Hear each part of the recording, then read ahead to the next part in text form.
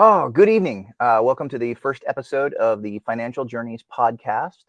Uh, so, I'm here to talk tonight largely on other financial gurus.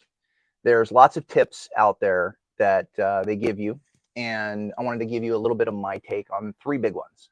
So, the first one tonight is the idea that coffee will make you broke. I think this is something that people have blown extremely out of proportion. It came from the book, The Latte Effect. This was a book by, was it David Bach and John David Mann? Uh, and then it was taken to the extreme, and people were telling others that, hey, coffee is going to make you broke. You can't go out and buy coffee. It'll keep you from being a millionaire. That is just not correct. I mean, I'm a big coffee drinker myself. Got some iced coffee right here. So I think with what happened with this is everybody was looking at the idea that people were going out and spending an exorbitant amount of money, like at Starbucks or at Dutch Brothers or other coffee shops, on fancy coffee drinks every day or two or three times a day. And there were three key takeaways in the book, The Latte Effect, and they were sort of drowned out by the noise that drinking coffee is going to make you broke. Now, some of these key takeaways were, the first, of course, was pay yourself first. The idea that before any of your expenses, money should be going either into your savings, to debt payoff, or into your retirement fund. The second thing from that book is that small amounts matter. And so that's the idea that, hey, this small amount that you're paying for coffee could go somewhere else. And then the third thing was invest wisely. Any money that you do keep, either for your savings or for investment, it should go in the right place to work for you for whatever purpose it has. So, looking at that, and my thought on the whole latte effect and whether buying coffee is going to keep you broke or prevent you from getting rich or anything like that, is that if you're out there, and I look at it as grocery shopping. If you're grocery shopping and you're looking at two different brands, something for that you're buying, and you're looking at it, and it's a matter of cents between the product you want and the product you're looking at getting, because you can't afford the more expensive product. And so if you're looking at that and you're going with the cheaper product, over the matter of like 5 cents on a single product, maybe you shouldn't be spending a huge amount of money on dining out or on coffee or something like that. When a $2 coffee from the gas station will get you your caffeine boost, or even a 12 pack of soda, as opposed to the 2 or 3 times at the grocery store. At least that's the guideline I follow, because I'm still picking my products at the grocery store based on price. So for me, I don't hit Starbucks. I don't hit the Dutch Brothers. I survive on gas station coffee when I do buy it, and I make my own at home otherwise. So that's not blowing the latte effect out of the water. The next thing, item number 2, is $1,000 emergency fund enough?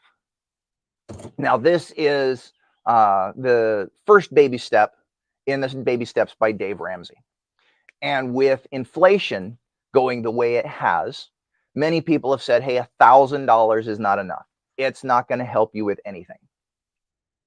But even Dave Ramsey says that $1,000 was never meant to be a fully funded emergency fund. It's supposed to be there as a buffer to help you out as you're paying off your debt.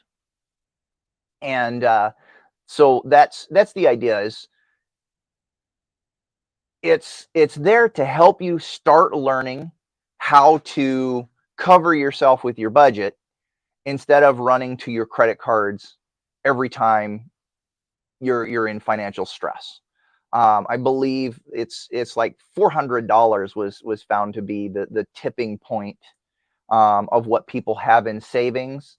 People can't cover anything above a $400, or a large group of people anyway, can't cover anything above $400 without dipping into credit cards or having to borrow money.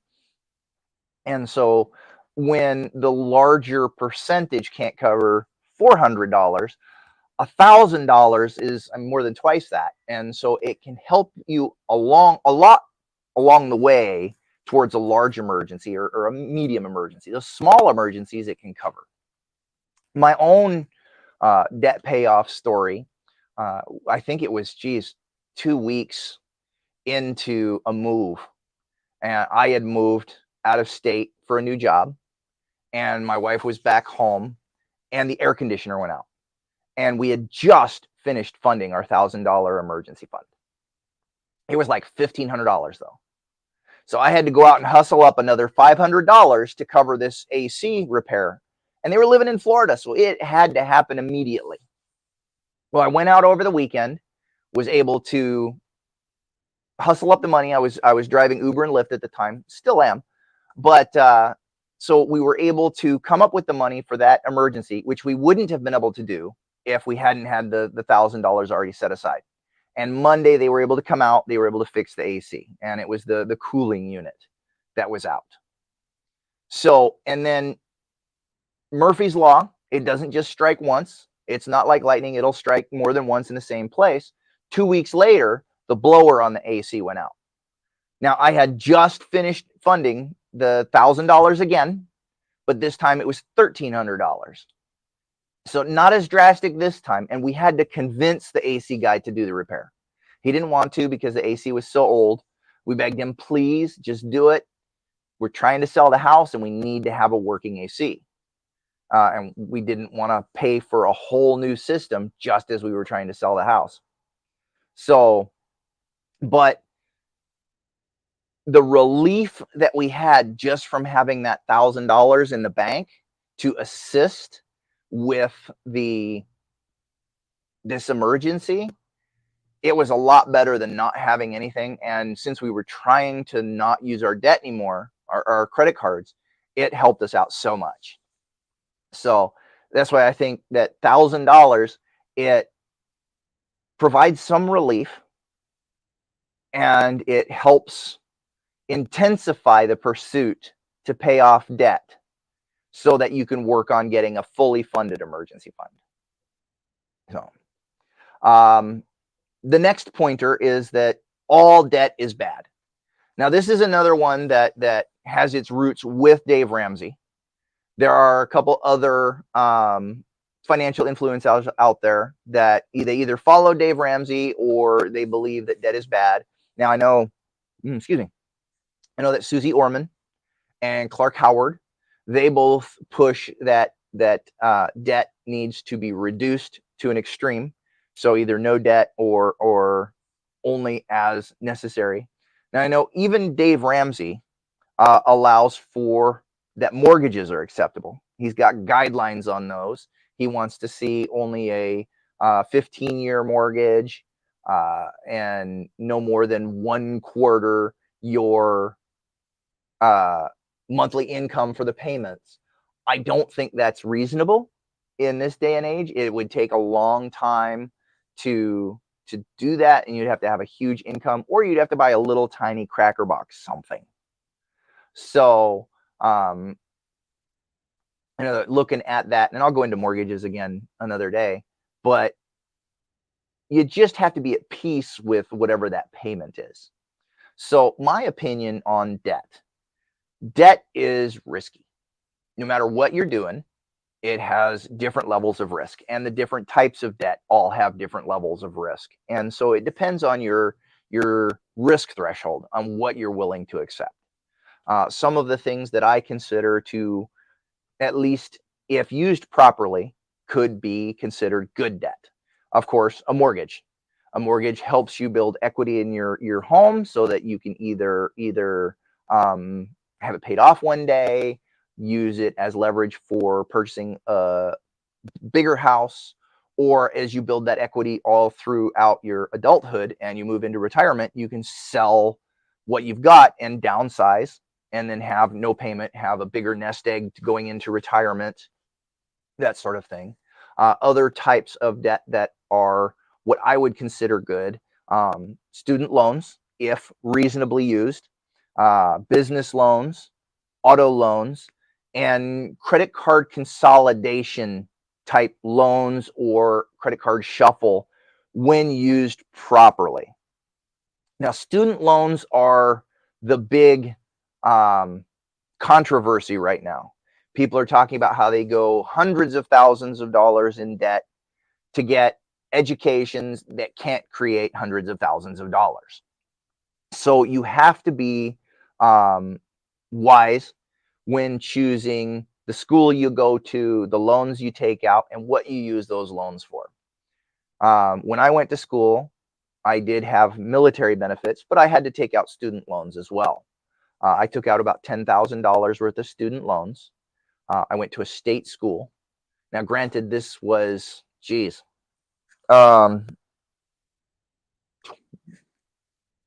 almost 20 years ago. So even state schools have gone way up in price since then, probably doubled since then. I don't know. I looked in for my kids, and we're looking at close to like $6,000, I think, per semester here at the local school. And so, but I've seen people who have used their student loans for groceries. They've used them for partying. They've used them to buy clothes. They was, hey, I can go out next week because my student loan payment is coming in. So whatever the debt is, whatever you use it for, is, as long as you're using it wisely, it's within your risk profile, and you understand what you're getting into when you start out. Another thing that I've used and still use: auto loans. If you can't get to work, you can't have a good job. They've got to have reliability, and so you've got to be very careful with the auto loan. Make sure you're not going upside down on your car. If you're worried that maybe the insurance that you have on it is not going to be enough to pay for it, if you get into an accident, make sure you get gap insurance, that sort of thing. So definitely, if you are going to use debt, be smart about it. Don't get into anything that's way too high in interest, and definitely work to pay that down as quickly as possible. The next thing, well, so here we are, and big question might be, hey, who am I? My name is Corey. I'm a financial coach with Financial Journeys. I've been a financial coach for about 2 years, and I had my own debt payoff. I was $69,000 in debt when we decided that it was time to break the debt cycle, and we were able to pay that off in 18 months as we sold our home and moved across country to a new job. So hopefully you like what you're hearing so far. And if you'd like to hear more, please subscribe. I'm trying to hit 100 subscribers before June. And that's my goal. So continuing on. Oh,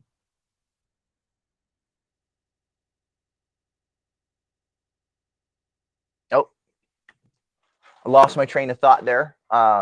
Those are the 3 tips that I wanted to cover today. But I was out this last week, and I actually had received an unlikely financial lesson. I was out driving Uber, and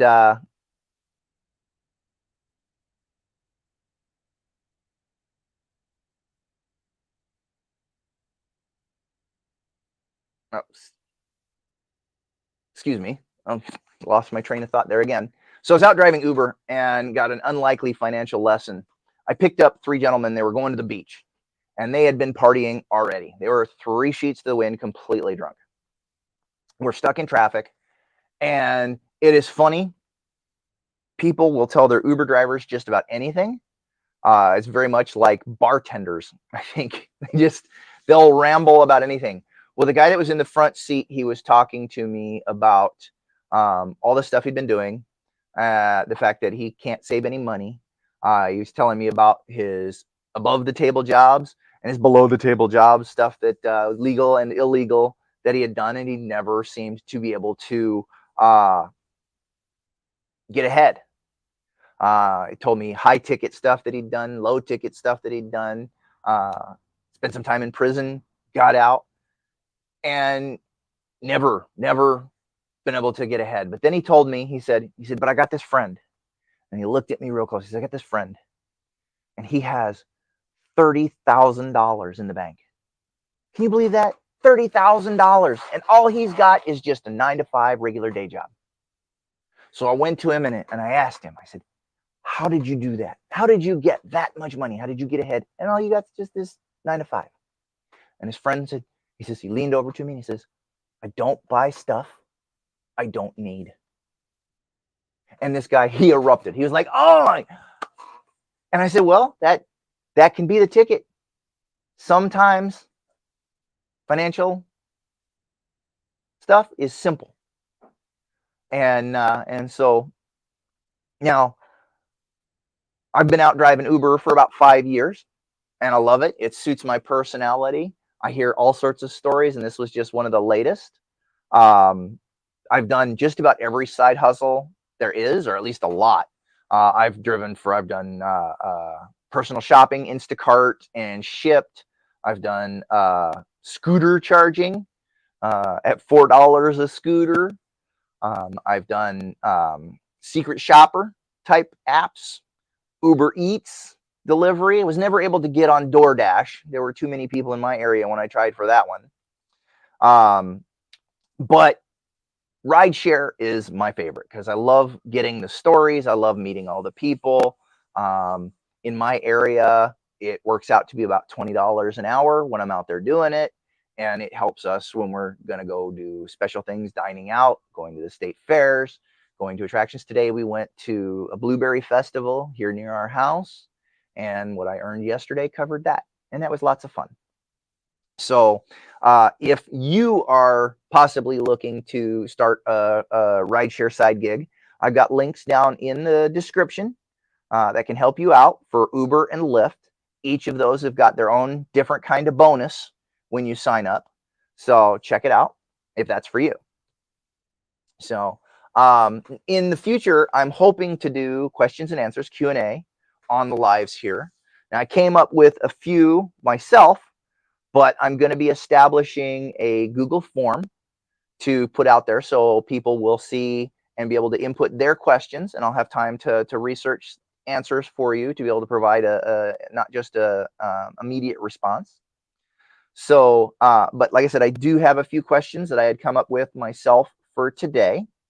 Now, if you're watching the replay, you can post questions, drop questions in the comments, and I'll do those for next week, whether you're watching live or if you're watching the replay. So, all right, the first question is, should I focus on paying off debt or building an emergency fund? Now, the emergency fund is a very key component in your ability to pay off debt. It helps you begin relying less on the debt and more on your budgeting and your income to help you out. So my thoughts are that you should get your emergency fund as part of paying off debt. You should, while you're paying off debt, you should have that $1,000 starter fund. But then once your debt is paid off, then you should follow the 3-6-9 rule. So the 3-6-9 rule, and that is just a guideline on how much to have in your emergency fund to help you sustain. Excuse me, here I got a smudge. To help you sustain with whatever may come. So just a second. Needed that. So the 369 is, of course, the amount of months of income that you should save up. Now, my thought on this is others will say 369 of your expenses, of what you need, just your bare bones needs. I prefer the idea of whatever your income is, whatever's coming in, even for what you've got for luxuries, what you've got for your wants, savings, all of that. I think that should be your base on that 369. So who should save how much? Well, a 3-month emergency fund is good for when you're starting out, when you're some of these criteria are if you're a renter, if you don't have dependents, if you've got a steady paycheck, and if you've got a solid safety net. Now, the reasons on those is if you're renting and some sort of major emergency happens with the house, it's your landlord that should be taking care of it. If the AC goes out, you call them up. If there's a leak, they'll get their insurance company to come fix it. That sort of thing. So you don't have as much to worry about the house. Dependents, if you don't have any dependents, it's just you. So you can reduce your needs as much as possible to ensure that your emergency fund lasts longer. And then the safety net, that includes like friends and family. That includes ensuring that if you do lose your job or something bad happens, you've got a place you can go. If you lose your house, you got a place you can go, friends you can stay with, family will let you in. If you've got a good car, that's part of your safety net, ensuring it's well running, ensuring that you can get to and from work, that you can get around, and then having the good backup plan, knowing what's going to happen if these emergencies come along. That's a key component of making sure you've got all that covered. Now, moving up to 6 months, some of the criteria that pushes you from that 3 to 6 months is if you do have dependents that may need more to see them get from month to month. If you've got a mortgage, if the house is your responsibility, so that if those emergencies do come up, you're the one that's having to pay for that. And also, if you've got 2 steady paychecks coming in. So as part of those dependents, if you've got a partner or a spouse, so your needs are more because you're a couple, you're a family, you've got a larger need base for needing a larger emergency fund. Okay. So there's a lot of different scenarios. If you're single income with kids, that qualifies for the 6 months because you've got those dependents. If you're 2 single folks, but then you've got a house that you're responsible for, having that 6 months of income, it's not necessarily for if you lose your income, but it's for those large ticket emergencies that come along. You've got to replace the roof. You've got to fix the AC. You get into a car accident and your car insurance takes forever. Believe me, I understand that one. They take forever to get your car fixed and you've got to get a rental. That's what that larger emergency fund is there for, is to help you with those. Also, if you're self-employed, and you're not certain on that income coming in, that'll help with that. So now 9 months is for when you've got irregular income or high risk elements in your life already that show that not necessarily will it be an unknown emergency that comes up, but if you have those come up regularly. So if you've got somebody, if you are self-employed and you're just getting started, having the 9-month emergency fund can help you weather the storm when you're first getting started. If you've got some sort of medical risk, that you've got big medical bills that come in periodically, having that larger fund will help you cover that. Now, I would assume that, hey, if you do have those large bills, you've got a way to take care of those. Hopefully, you've got insurance. Hopefully, you've got an HSA. But a lot of times, you've got to go out of pocket for a lot of things and wait to be reimbursed. So that larger emergency fund can help you with those. So handling all of those larger high risk items is what you're going to need that 9 months for. Now, each of these, the 3, 6, 9, they're general guidelines. You may believe, hey, maybe you need 4 months or 7 months or 10 months or even up to a year. Whatever you believe you need to help you feel comfortable, that's where you should sit. So that's the guidelines will help get you started, but your comfort zone is where you need to end up so that it can help reduce the stress in your life. Okay. Talking about that 9 months and that irregular income, another question I've got here is, how do I stick to a budget when I have fluctuating income? So some good steps and a great process for doing that. The first thing you're going to need to do is track your income and expenses.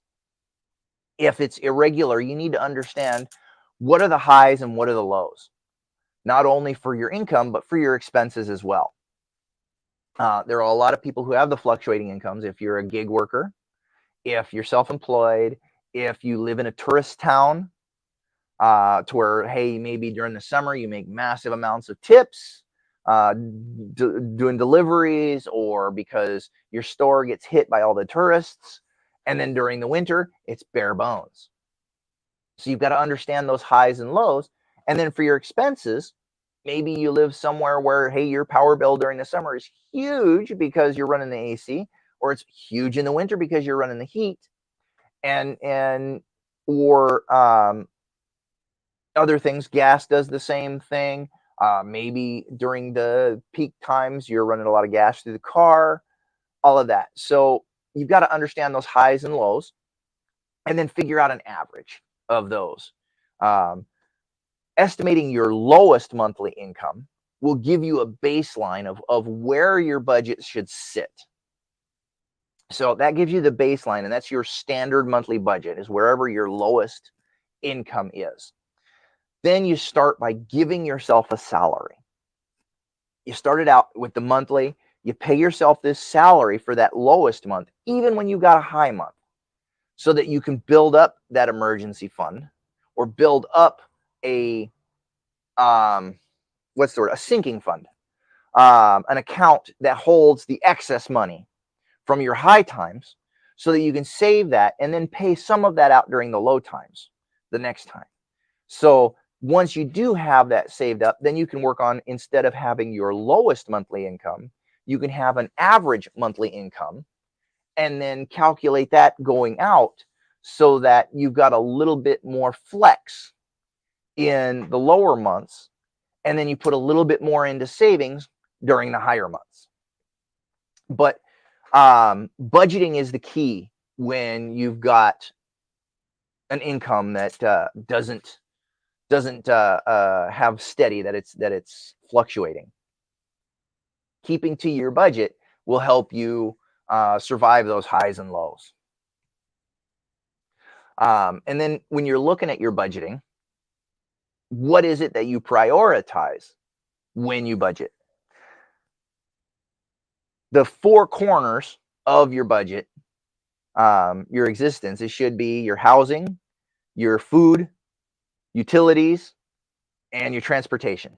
Those things, those are the four corners. Now, your roof, having your housing, if you own, you're going to have the biggest amount of risk. So you need to look at, or when you own, you may not have a mortgage. So if you own your place outright, you still got to deal with insurance, taxes, and possibly HOA payments. So those are still what you're going to consider as the part of your baseline budget. If you do have a mortgage, your taxes and insurance may be included in that insurance or that mortgage payment. So additionally, you got to make sure you watch your HOA, and also some basic maintenance funds for your house, whether you own it outright or if you've got a mortgage, because things will happen. If you rent, then things like the insurance and the taxes, they're paid by your landlord, so you don't have to worry about that. You just got the rent payment. And sometimes your rent can include some of your utilities. So that's a bonus. The next thing that you consider in your budget, because, hey, you're dry, you're inside, you're not sleeping on the street. That's the priority. Next thing in your budget to consider is food. Without food in your belly, it's a massive stressor. And if you can live indoors and eat 365 days a year, that's always a good thing. That's what my dad always said. He said, I'll take whatever as long as I can live indoors and eat 365 days a year. So your food, it shouldn't include dining out. It shouldn't include those luxuries. It should include just what you need to get by. Now, this is just the baseline for your budget. The first things that you make sure are covered in your budget. Now, if you don't have any sort of emergency or anything like that, then you can include larger amounts for luxury food, larger amounts for dining out, that sort of thing. Right now, we're just talking about the baseline priorities. Okay. Next, utilities. And I consider them in this order. Okay, first of all, water. Water sustains life. Water will help you keep clean. Even if you don't have power to warm it, it'll keep you hydrated and it'll keep you clean. Next, power, so that you can be warm and so that your water can be warm, so that you can cook your food. It's always a good thing. Heat on during the winter, cool on during the summer. Then gas.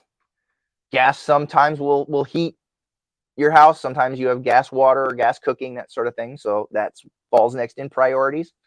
Then telephone, so that you can communicate. That includes cell phones.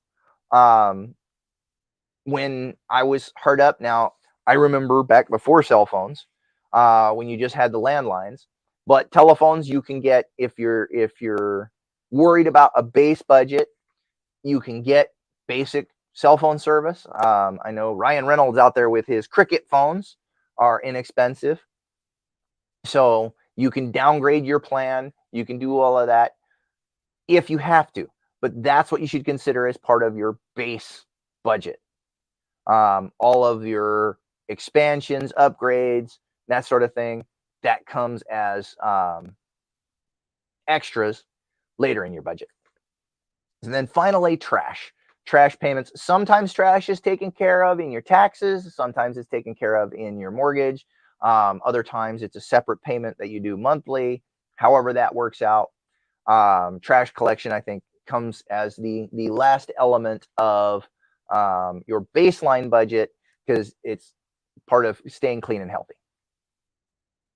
The next thing in your four corners is transportation. If you own a car, and if you own a car, then I consider things in this order, at least for me. Your loan payment, because even if you can't drive the car, you've got it through the tough times. And then when they're not tough anymore, then you can get going again. So the loan payment, then insurance, then gas. Insurance before gas, because you should not be driving if it's not legal to drive it. And all states require insurance. It's the law. So best to follow the law and not get a ticket and dig yourself deeper in the hole. So then after gas, some basic maintenance. You've got to keep your car on the road. So oil changes, wipers, things like that to keep the car running smoothly. Then after you've got the four corners of your budget, I also consider clothing to be a priority item. There are some jobs that, because your clothing is going to be dependent on what your job is. Some jobs have uniforms that are covered by work, and some of them you have to pay for. Some of them just require a certain type of dress, but you got to be dressed to go out in public. So you can get by on just a small amount of clothing. You don't need to go extravagant, and used clothing can get you a long way. I know we still shop. I got 3 kids to clothe, so we still shop at Goodwill. There's lots of good stuff there. There's a lot of other consignment stores, retro shops, things like that you can get good deals on high quality clothing and still look good. So those are the things that I know when we were when I was just getting out of college, was unemployed, trying to figure out how to get by. Those are the things we considered when we were working, just getting from month to month. So I want to thank you for joining me here tonight. I'm going to try to go live every week at 8 p.m. Eastern. That's right now, but I do have 3 kids and we have a very hectic schedule. If I'm going to make changes and reschedule and either go earlier or later, I'll try to make a post in the community tab of the channel so that people can be updated and they know what's going on. I'm looking forward to being back, and thank you for being here tonight, and we'll see you next time.